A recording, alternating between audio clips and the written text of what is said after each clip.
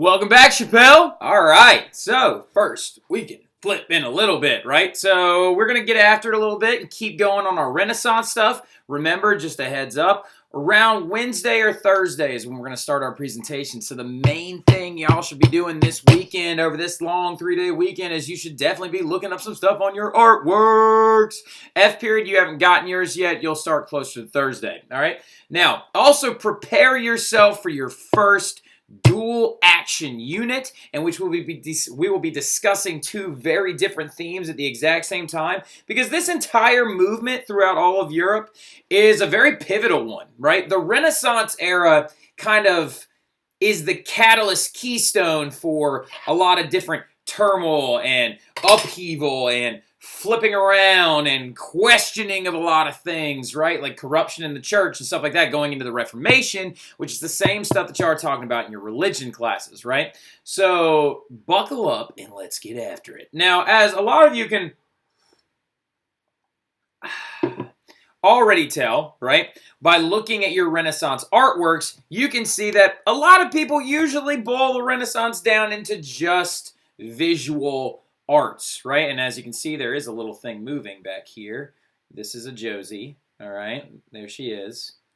All right, so anyway, now, she's very sleepy. She likes to sleep in the guest bed. Now, anyway, so, really quick though, a lot of people just cook it down to just visual arts. They're like, oh, Da Vinci, Michelangelo, Raphael. Again, not so much Donatello, because he's actually the least famous out of the four. All right, so, but also other ones like Botticelli, and Albrecht Dürer, and Jan van Eyck, and Hieronymus Bosch, and Ghirlandaio, and Boccaccio, and da-da-da-da-da-da-da-da. Like, the list goes on and on and on. Ironically enough, Boccaccio is a writer, but still. All right, so a lot of people usually cook it down to just the visual stuff, okay?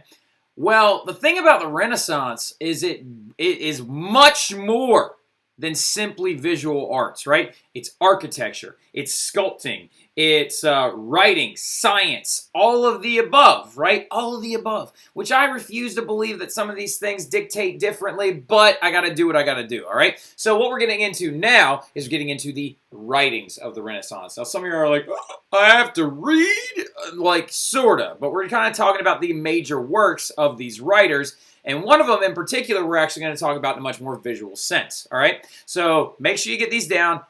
I swear on everything holy, if you're muting me right now, you're being a ridiculous person. You need to unmute it and you need to focus, all right? So anyway, let's get after it. So the writings are going to focus more on philosophy, scholarly articles, guidebooks for men and women to achieve success. Because the thing about writers during the Renaissance is it's much more about exposing the fact that literacy rates are now going up, right? The church, being a major hub of literacy and of education, is starting to flower this idea of scholasticism and universities and all right? So what you need to jot down really, really quick too is the birth of universities, right? Like universities actually birthed themselves during the late Middle Ages. And some of y'all are immediately seeing like a year, like right here, you're like, wait, late Middle Ages? I thought we just left the Middle Ages. The Renaissance has more of its birth in the Middle Ages, the end of the Middle Ages and the beginning of the Renaissance are kind of a gray area, right? They're kind of like just rubbing up against each other a little bit, and it depends on who you ask or who you reference, right? Well, the birth of the university system in the late Middle Ages is a very, very important one, because jot this down real quick. They started taking cathedrals and converting them into universities and places of study, and places like for example, like monasteries and convents became areas for people to go and learn how to read and write and better themselves and join the papacy and the priesthood, right? So one of your most famous people to actually come out of this university system as they began to grow in the late Middle Ages is most of you should know a lot about, Saint Thomas Aquinas, right? St. Thomas Aquinas is somebody you should be making a prayer to before every single test. I tell you what, before every test, we'll start saying a prayer to St. Thomas Aquinas, right? Because his biggest thing is he rebirths the works of Aristotle, and he's the rebirth of scholasticism, right? So St. Thomas Aquinas actually went back and translated a lot of Aristotle's works and brought back a major amount of intelligence. It's considered the bedrock of the Renaissance is the works of St. Thomas Aquinas. Because after he starts reading the philosophy of Aristotle, he then begins to create philosophy of his own. And he dedicates his life to study and the growth of intelligence. And also, he's a very famous philosopher. Jot that down as well. Birth of Scholasticism, very famous philosopher. And let's talk about what scholasticism is for like 2 seconds, shall we? Scholasticism is the idea of large base education and seeking out knowledge for the simple sake of seeking it out. I'll tell you what, I'll look up a definition on my phone as well real quick, just so we can make sure that we all have something kind of, easy to remember and whatnot. It is the system of theology and philosophy taught in medieval European universities. It's based on Aristotle's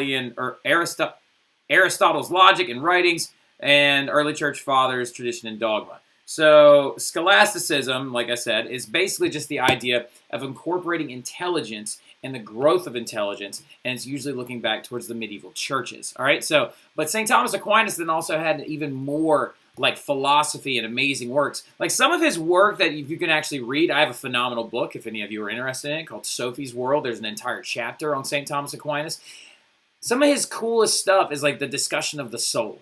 What is it? Like what is it? What does it occupy? Is it locked into this body? Does it run our internal systems? What is our soul? And a lot of St. Thomas Aquinas' works is he talks about how it's actually non-corporeal, right? Like that it's actually, the soul is not necessarily something that exists on any plane. It's more of an existential idea, right? So like it's amazing work, and I love reading some of St. Thomas Aquinas' stuff. He's phenomenally intelligent. He even goes into psychology, but it's all about rebirthing intelligence, right? And then you have this guy, Dante Alighieri, all right? So you need his last name too, actually. Dante. Everybody usually just calls him Dante, like he's Prince, like the artist formerly known as Prince.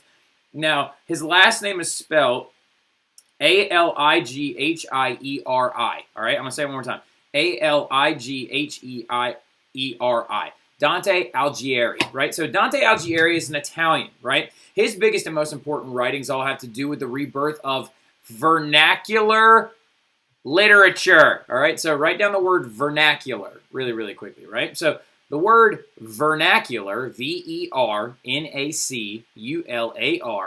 is actually commonly spoken languages, right? For example, I am speaking to you in a vernacular language right now of English. If I were to say, parlez-vous français? You know what I mean? Like I'd be still speaking to you in a vernacular language of French. If I were to say to you, sprechen Sie Deutsch? Like that's still, do you speak German? You know what I mean? That's still a vernacular language because people in the modern era speak it.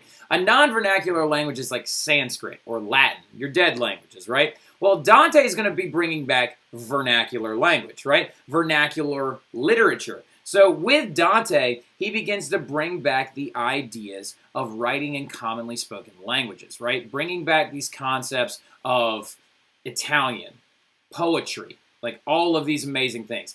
And he also brings back the idea of epic poetry, the idea of a very long-standing poem written completely in stanzas and it being about a person's journey, right? So the one that he's the most famous for is known as his Divine Comedy. Now, the Divine Comedy is an amazing book, and we will go much more in depth into it in class, but it literally is about Dante's journey through the 3 phases of the afterlife, right? So this is actually a map of the place he starts in first. It's the map of hell, all right? So like Dante, led by the poet Virgil, who is an ancient Roman poet, who actually is the one who wrote the Aeneid, talking about the founding of Rome, following the Trojan Wars. He leads him through hell, right? And like actually he's chasing a woman he loves. He like is actually like looking, I think it's Beatrice is her name. And Virgil leads him through the area. It's supposed to be a big dreamscape, right? Like he's asleep.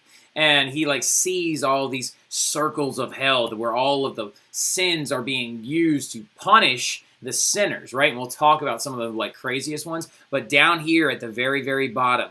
And so crazy thing about Dante's Divine Comedy, his is not an allegory of Satan lives in hell and is the evil and condemns the sinner. He actually looks at it as Satan is the one down here at the very bottom being punished most horrifically by God the Father, right? Because why would God allow anyone to run an evil place, right? So this entire map pit of hell is actually supposed to be from when God took Satan and cast him down, and it hit into the earth and was like, boom, and just created this giant pit known as hell, right? And Satan's all the way down here, and he's frozen waist deep in a block of ice, right? So, like, and we'll talk some more about the other circles, because I could be here all day. I could teach a whole course on Dante's Divine Comedy. But then he eventually leaves hell with Virgil, and he does the Mountain of Purgatory, right? The waiting area for the soul. And then he also even goes into heaven, where he sees paradise and God the Father. So, anyway, really, really quick, though, then we keep going forward with another man, Petrarch, right? So, always usually referred to by just his first name, all right? So, Petrarch. Petrarch, Francisco Petrarch is actually, Petrarch's his last name. So Francisco Petrarch came after Dante, and he's going to continue to just spiral this whole idea forward, where St. Thomas Aquinas is the rebirth of intelligence and scholasticism, and Dante is the rebirth of vernacular literature. Petrarch is the rebirth of humanism. Not even rebirth, actually. He's considered the father of humanism and one of the founders of the entire Renaissance, right? So Petrarch's biggest thing is he actually became a priest at one point and dedicated his life to study, particularly the study of translating ancient Greek and Latin texts. Boom, there you go. Petrarch is the father of the Renaissance concept because he believes in bringing back the intelligence of the Greeks and the Romans, right? So, he's going to translate Plato. He's going to translate Cicero. He's going to translate Aristotle. He's going to translate the works of Socrates, right? And so Petrarch believes that in actually bringing these ideas back. He's also the very first one to coin the term the Dark Ages for the Middle Ages, right? He's the first one to coin the idea of a Dark Age referring to any time of low intellectual ideals, right? And then, of course, he writes amazing poetry. He's an amazing poet. It's all of the poetry, too, is written about his famous love, Laura. He apparently fell in love with a woman when he was actually a priest, which we all know you're not supposed to do. And he fell in love with a woman, and he wrote sonnets and poems about the beauty of her face and how he would forever be in love with her, but unfortunately she was already married, right? And he wrote all of this in a linguistic style that the Romans actually used. He even also, like, speaking of humanism, has a very, very famous, very famous poem called The Ascent of Mont Ventoux, or Ventoux, or Ventoux, or however the heck we're going to say it, but I think it's Ventoux. Ventoux. Now, anyway, so this climb of this mountain that apparently no one had climbed to the top of since the fall of Rome, he says that he climbed to the top of it just to see the view, right? So the idea of humanism being something he's studying just the view of this mountain, not for religious aspects, but just for the humanistic sake of pushing yourself to your limits and doing the best of something you possibly can. So Petrarch, very, very famous person, right? So, and then you've got, of course, one of my favorite guys, Baldassare Castiglione. Now, anyway, so Baldassare Castiglione is like a very, very famous writer as well. Now, he's Italian, all right? So now also Italian. We got Dante, Petrarch, Baldassare, and Machiavelli coming up next, who are the most famous Italian writers, right? So this big guy is his very, very famous piece. Is called the Courtier, all right? So put this right here in quotes, right? The Courtier is actually written by Baldassare Castiglione as supposed to be a guidebook to how you're supposed to behave now that the Renaissance has begun and the Middle Ages are now over, right? So the Courtier, or what a courtier is, all right? A courtier is a position. A courtier is a trusted advisor of a prince or a king, right? A political advisor of a prince or a king. So if you are to be a courtier and participate in court life, where you actually are at parties with kings, if you are actually advising a king, if you are actually trying to do all of these different things where you're directly connected to your government in the highest form of society known as court life, or the court of a king, right? You got to act right, all right? So, like, his big thing is, like, if you're going to ever be the most trusted advisor of the king, you should act as such, right? So according to Castiglione in the Courtier, like, the perfect man, or the ideal courtier, should be athletic, but not overactive. Good at games, but not a gambler. Plays a musical instrument, knows his history and literature, but you're not supposed to be arrogant. I feel that Baldassare and I, we understand each other. This is a shoehorn. All right, so anyway, I know Skylar right now is like, ugh, and like saying that I am arrogant, which I don't think I am. Now, anyway, but he also, even though, had like ideals for women, right? That women are supposed to act a certain way in this new Renaissance culture, right? The ideal women, according to Castiglione, is supposed to be graceful, kind, lively but reserved, beautiful, and offers balance to a man because he's a sexist. All right, so but it's mainly just because he's from the Renaissance era and their views of women were wildly askew, right? So, and then we're gonna get more into this a little bit later. Now, this is the most famous one, and this is the guy we're gonna pick up with on class. All right, so Niccolo Machiavelli. All right, so not Machiavelli. All right, Machiavelli. Machiavelli is probably the most famous writer of the Renaissance period outside of Dante. All right, so Dante being probably the most, I'd say they're actually right there next to each other. So Machiavelli wrote a book called The Prince, all right? And he wrote this while he was in exile, right? So he's from Florence originally, right? Florence, Italy, as we know to be a very, very famous city. And his big thing is he explored the concepts of their government, right? So when he was living in Florence originally, there was a man that took over Florence. His name was Giovanni Savonarola. All right, so Savonarola, this is what we're going to just refer to as, or is it Girolamo Savonarola? It's Savonarola. All right, so Savonarola is Girolamo Savonarola. Freaking knew it. All right, so anyway, now, so Girolamo Savonarola is a priest that takes over all of Florence, and he kicks out the Medici family, right? Whoa, how does anybody kick out the Medici family? They're that powerful and rich and stuff like that. So Savonarola is this monk, right? So he kicks them out, and he leads this big, big brigade, this big idea where he believes that the people of Florence are too vain, and like their jewelry and their garb and their perfumes and their art are distracting from God, right? And he calls them the vanities. So when he does this, he actually has these giant bonfires of the vanities outside of the Palazzo del Vecchio where they burn books and art and da. So he's kind of the opposite of the Renaissance, right? And he then also prophesizes the return of Cyrus the Great because he thinks Charles VII of France is about to go like swoop in. Wait, no, it's not Charles VII. It's Charles X, I think. He's about to swoop in and like actually destroy different areas. And then ironically enough, he actually does. And so the Pope eventually goes up to Savonarola and is like, dude, you need to calm down. Eventually going to the point, though, that the Pope hasn't burned at the stake by the Inquisition because he refuses to listen, right? So, but during the reign of Savonarola, while he's burning all these things and having the bonfire, the vanities, and all this other stuff, he appoints this guy, Machiavelli, to be one of his closest advisors, right? And Machiavelli actually lives there, enjoys living under Savonarola, right? But then when the Medicis eventually come back after the death of Savonarola, they exile Machiavelli, right? And they're like, get the heck out of here. We don't want you around, right? So Machiavelli then sits down and he asks himself a question. Jot this down. It's phenomenally important and it's not on the screen.